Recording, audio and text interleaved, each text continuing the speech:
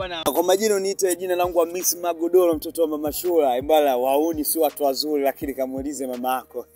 Lakini jiunge kwenye channel yetu ya IRTV Mantapala.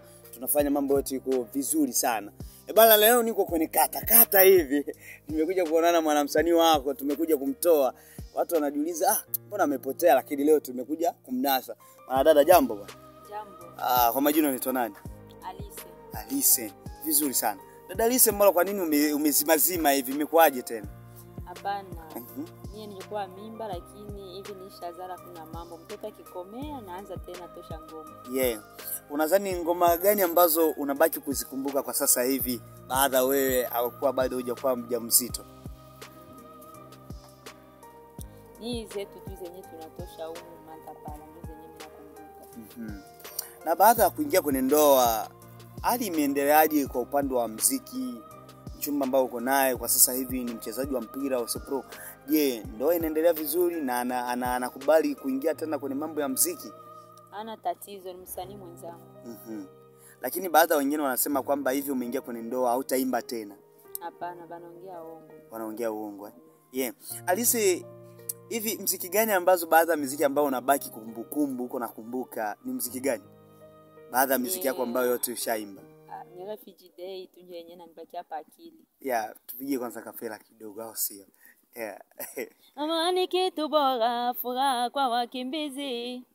Tunachotaka maendeleo, furaha yetu izidi.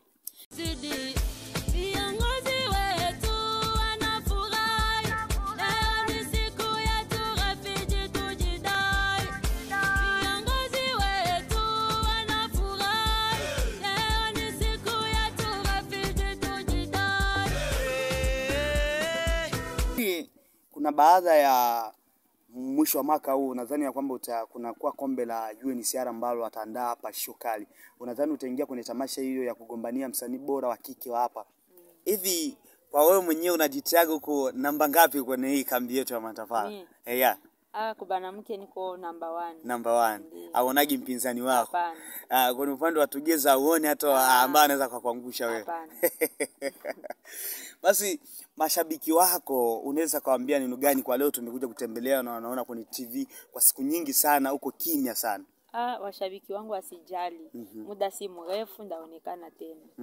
Okay. Na kwa sasa hivi unaanza cheza movie, atuelewe kama umehama umekuwa kwenye upande wa movie, tunaanza kuona kwenye TikTok nini unaanza kuigiza au sio? Hapana, niliona tu nisilale.